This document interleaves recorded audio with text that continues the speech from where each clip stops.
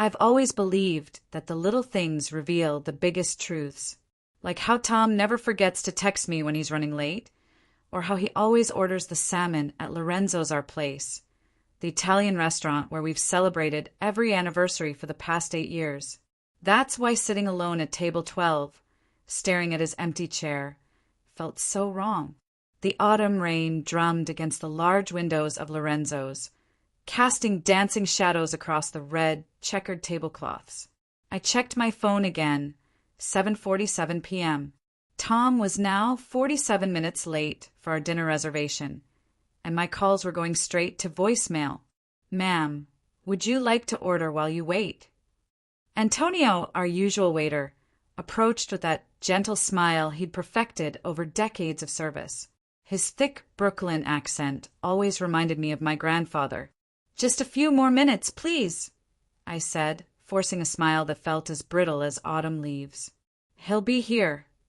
But even as I said it, something cold settled in my stomach. Tom worked as a construction foreman, and his job sites could be unpredictable, but he'd never missed our monthly dinner without calling. Never. The restaurant hummed with the usual Friday night energy, couples sharing wine, families with children drawing on paper placemats, business associates closing deals over tiramisu. Everyone seemed to belong somewhere to someone. I felt increasingly isolated at my table for two. At 8:15, I finally stood up. My hands shook slightly as I smoothed down my navy dress, the one Tom always said brought out my eyes. I walked to the bar where Lorenzo himself was polishing glasses, his weathered hands moving with practiced precision. "Lorenzo," I said, my voice barely audible above the restaurant chatter. "Have you seen Tom tonight? Did he maybe stop by earlier?" The older man's dark eyes showed genuine concern. He'd known us since we were newlyweds, had watched us navigate the ups and downs of marriage, had served us countless meals during both celebrations and quiet reconciliations. "No, cara mia," he said, setting down his glass. "I haven't seen him since last month. Is everything okay?" I opened my mouth to say yes, that everything was fine, but the words wouldn't come. Instead, I found myself taking a shaky breath and asking the question that had been building in my chest like a scream. "Where's my husband?" The words carried farther than I intended. Conversations at nearby tables paused. Forks stopped halfway to mouths. The couple at the bar turned to look. Even the soft jazz playing overhead seemed to fade, as if the entire restaurant was holding its breath, waiting for an answer I didn't have. And that's when she walked in. She was younger than me, maybe 20 to my 35, with straight auburn hair that caught the restaurant's warm lighting. She wore a simple black coat, but there was something about the way she carried herself, purposeful and determined, that made everyone notice her entrance. But what made my blood turn to ice wasn't her appearance or her confident stride. It was what she held in her hand. Tom's wallet, the brown leather one I'd given him for his birthday 2 years ago, with the small scratch on the corner from when he dropped it in the parking lot of Home Depot. I knew every detail of that wallet because I'd watched him pull it out hundreds of times, had seen him flip through photos of us tucked behind his credit cards. She stopped just inside the entrance, scanning the room until her eyes found mine. There was no surprise in her gaze, no confusion. She knew exactly who I was. The restaurant had gone completely quiet now. Even the kitchen sounds seemed muted. Lorenzo's hand had frozen on his glass, and I could feel Antonio's presence somewhere behind me, probably wondering if he should intervene. "Are you Rebecca?" she asked, her voice steady but not unkind. She had a slight southern accent, something from the Carolinas maybe. I nodded, not trusting my voice. She walked toward me, her heels clicking against the hardwood floor in the silence. When she reached the bar, she gently placed Tom's wallet on the polished surface between us. "I think we need to talk." We found ourselves in Lorenzo's small back office, away from the staring eyes and whispered conversations. The room smelled of coffee and old paperwork, and the walls were covered with photographs of the restaurant's 40-year history. Lorenzo had insisted we use the space, his protective instincts kicking in like the grandfather he'd become to us over the years. The woman sat across from me in a mismatched chair, her hands folded neatly in her lap. Up close! I could see she'd been crying. Recently her eyes were slightly red despite her composed demeanor. "My name is Claire," she began, her southern accent more pronounced now that we were speaking quietly. "I've been seeing Tom for 8 months." The words hit me like a physical blow, but strangely they also brought relief. Finally, an explanation for the late nights, the weekend work projects that seemed to multiply, the way he'd started showering as soon as he came home instead of collapsing on the couch like he used to. 8 months, I repeated, testing the words. They felt foreign in my mouth. Claire nodded.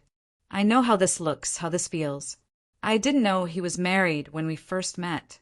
By the time I found out, she trailed off, looking down at her hands. Well, I'd already fallen for him.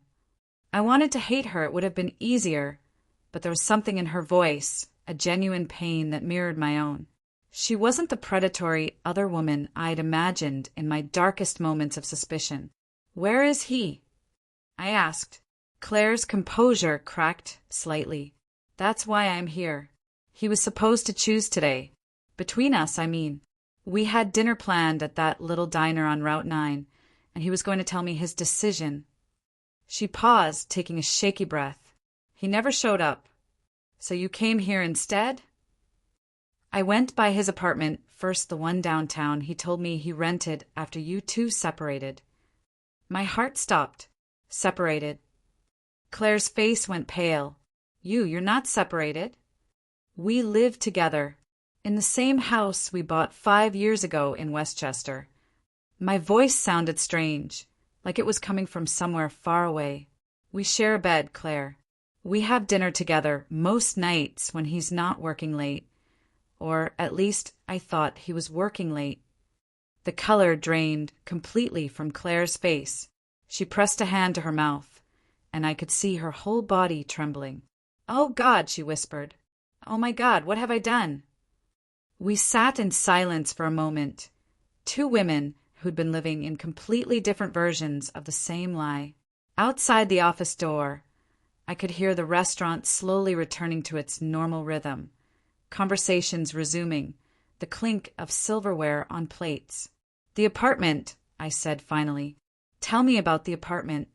Claire wiped her eyes with the back of her hand. "It's above that antique shop on Main Street. Small, just 1 bedroom. He said you two had grown apart, that you were living separate lives, but hadn't made it official yet. He said he was waiting for the right time to file papers." Each word was like a small knife. Tom had created an entire fictional narrative, complete with set pieces and backstory. The weekend work trips were probably time spent setting up this other life, creating a space where he could be someone else entirely. "How did you get his wallet?" I asked. "I have a key to the apartment. When he didn't show up for dinner, I went there to wait for him. The wallet was on the kitchen counter, like he'd just set it down, along with these." She reached into her purse and pulled out a small stack of photographs. They were pictures of U.S. Tom and me, but not recent ones. These were from early in our marriage, when we still took photos at every occasion, when we still looked at each other like we held the secrets to the universe. There was one from our honeymoon in Napa, another from Christmas 3 years ago, one from a random Sunday morning when I'd caught him making pancakes in his pajamas. "He looks at these sometimes," Claire said quietly, "when he thinks I'm asleep. I found them in his wallet a few months ago, but he said you were his ex-wife, that he kept them for closure." I stared at the photographs, at evidence of a love I'd thought was still alive, being used as props in someone else's story. The Tom in these pictures looked genuinely happy, genuinely in love. With me. "Claire," I said, "I think we're both missing something important here." She looked up at me, and I could see the same realization dawning in her eyes that was growing in my mind. "If he left his wallet at the apartment, and he never made it to dinner with you, and he never came home to me." I took a deep breath. "Where is Tom?" By 10 p.m., We were driving through Queens in Claire's Honda Civic, the wallet and photographs sitting on the dashboard between us like evidence in a case we were still trying to solve. The rain had intensified, turning the city streets into rivers of reflected neon, and every police car we passed made my heart skip. "Tell me about his job," Claire said, navigating through traffic with the focused intensity of someone who grew up driving in Atlanta. "I know he's in construction, but he was always vague about the details." "He's a foreman for Mitchell and Sons," I said, staring out at the streaming windows of apartments and shops. "They mostly do commercial renovation office buildings, some residential developments. He's been with them for 6 years." "That's not what he told me." Claire glanced over at me. "He said he was starting his own company, that he was taking on private contracts to build up capital."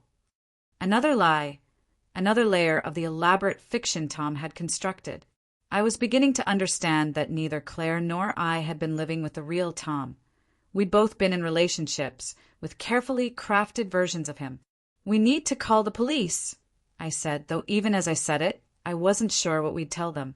That my husband, who'd been leading a double life, had missed dinner with both his wife and his girlfriend. "Let's check the job site first," Claire suggested.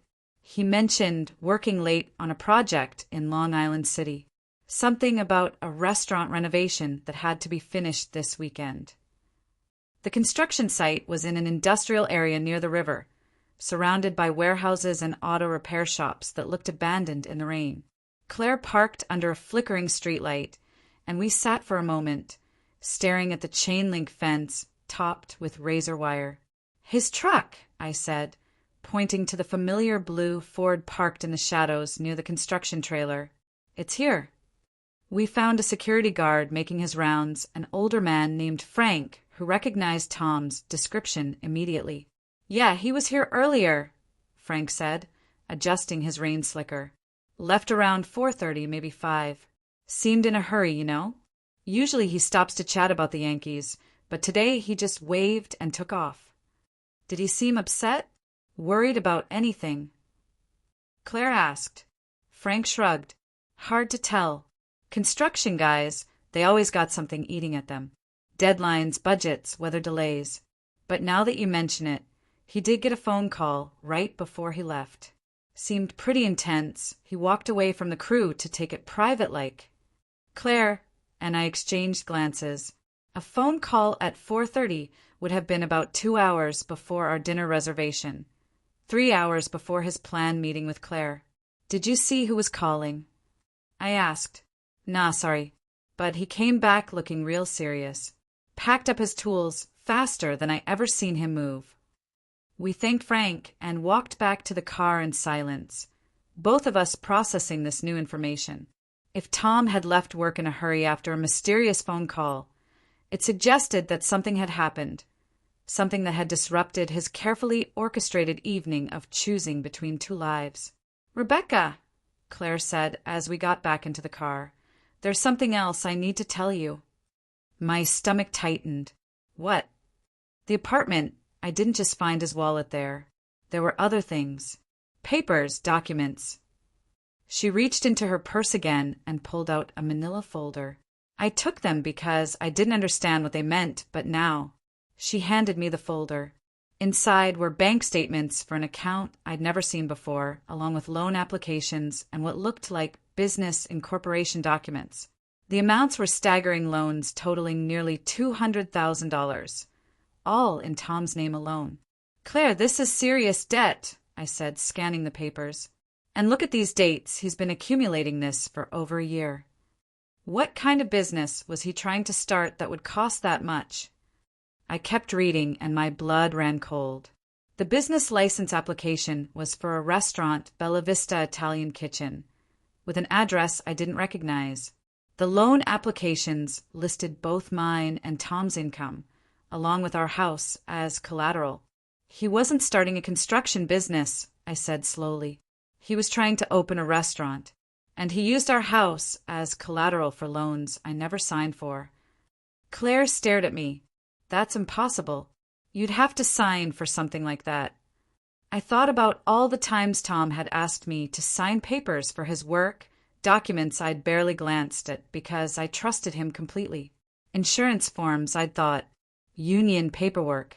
Not loan applications that could cost us everything we'd built together. "We need to find him," I said, a new urgency flooding my voice. "If someone found out about these loans, if there's money involved." Claire started the car. "The restaurant, address, let's go there."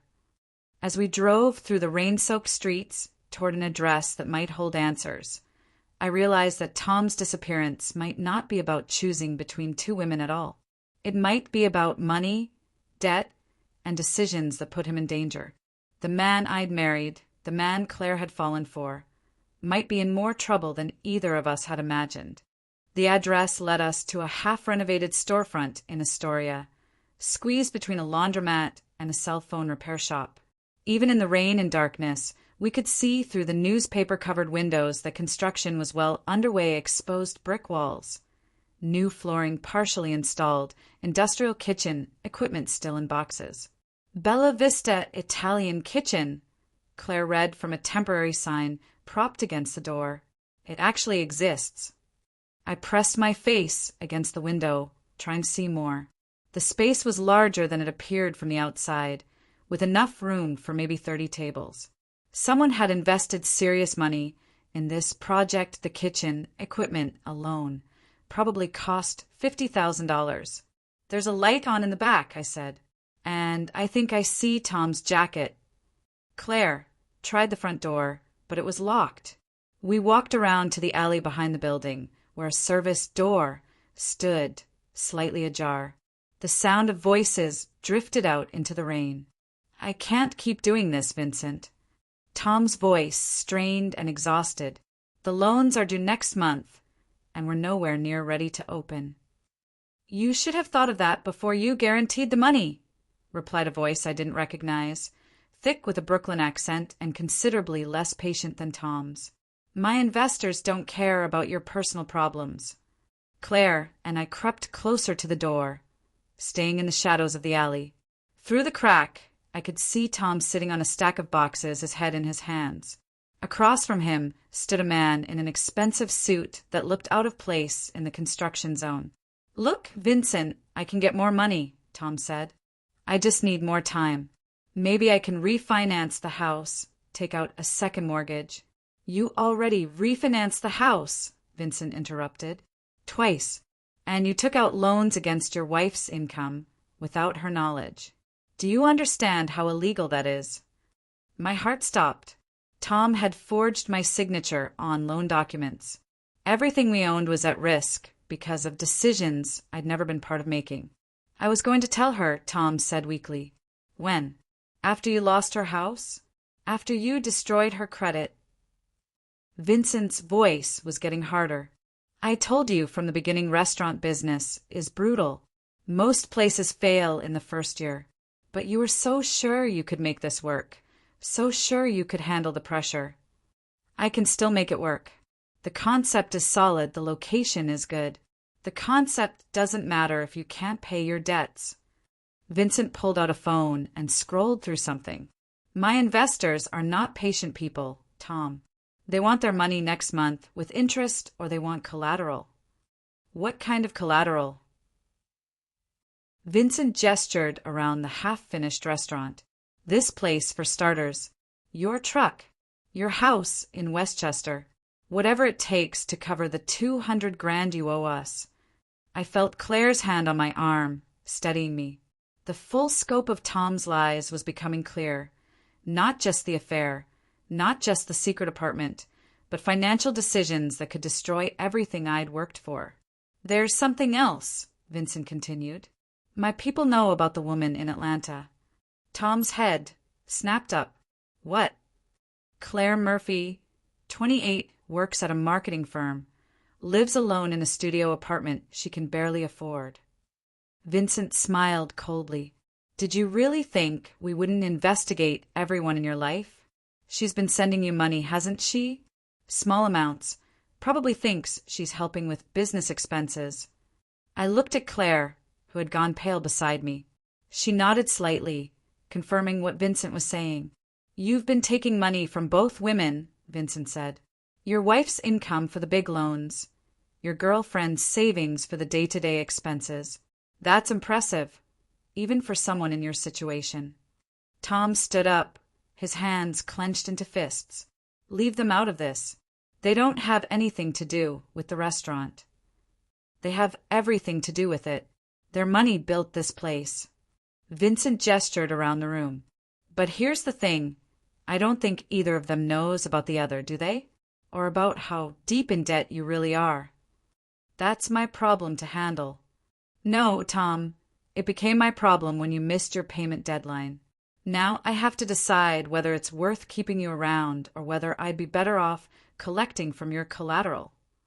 Vincent checked his watch. "You've got until midnight to come up with $50,000, a good faith payment to show you're serious about making this work. If not, we start seizing assets."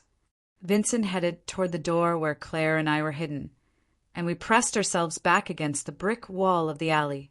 He paused at the threshold. "Oh, and Tom, if you're thinking about running, remember that we know where both women live. Rebecca in Westchester, Claire in Atlanta. It would be a shame if your financial problems became their physical problems."